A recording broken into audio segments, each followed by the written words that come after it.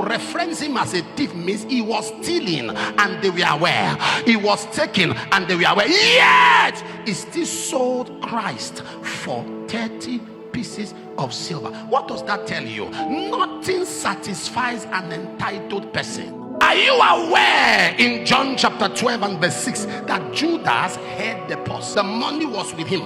He was the custodian of the finances of that system of that day.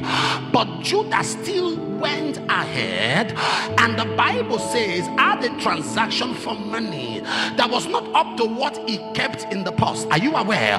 There was never a time that Jesus called Judas to give account of what he had in the purse.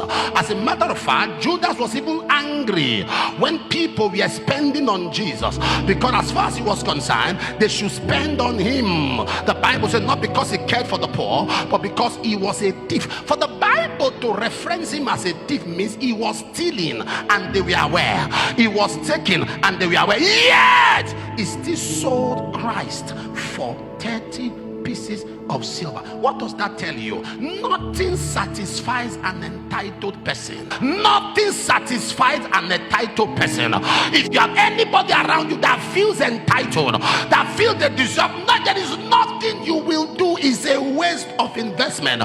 Once a person is entitled, once a person feels that I am due for this, this is what should be mine, I tell you the truth, there is nothing you will do. Why do you see house help that go into alliance with kidnappers and killers, and they come in and they take from their boss?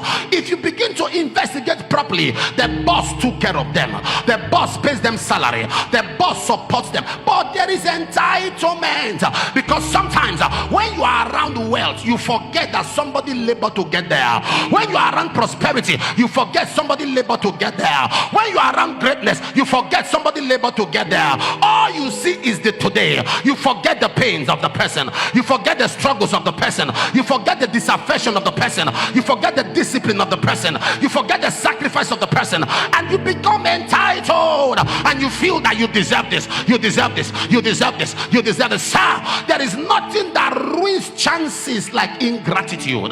Nothing kills entitlement like gratitude.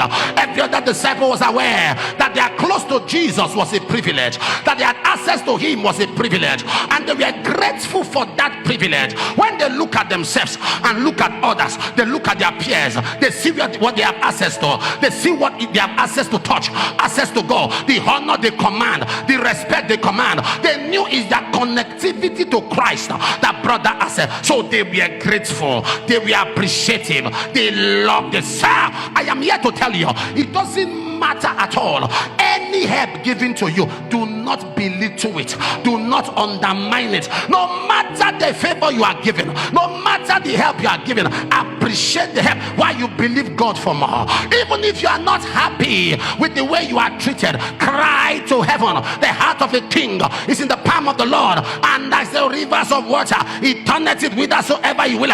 Understand the place of gratitude.